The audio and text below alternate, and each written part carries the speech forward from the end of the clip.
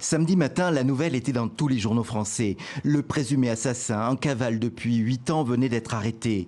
Coincé à son arrivée à l'aéroport de Glasgow en Écosse et démasqué par ses empreintes digitales. L'affaire semblait sérieuse, la police française a envoyé des enquêteurs.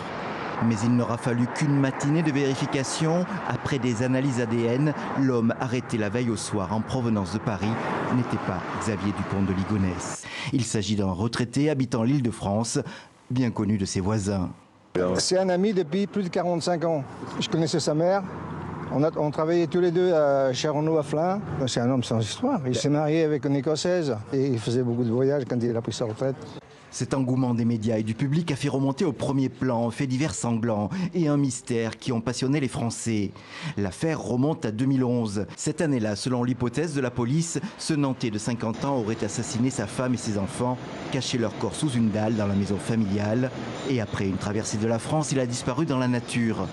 Depuis, aucune nouvelle. Quelles étaient donc ses motivations? A-t-il agi seul? Et surtout, est-il encore vivant? Et si oui, où se trouve-t-il? Alors moi, j'ai plutôt pensé à l'Amérique latine parce qu'effectivement, il y a pas mal de gens qui refont leur vie ou qui prennent le large, comme on dit là-bas, ou l'Afrique peut-être. On avait évoqué l'Afrique, y compris les monastères en Afrique. Enfin voilà, c'est plutôt vraiment des territoires où la police ne risquera pas de lui tomber dessus. Ce n'est pas la première fois dans cette affaire que les enquêteurs ont été menés sur de fausses pistes.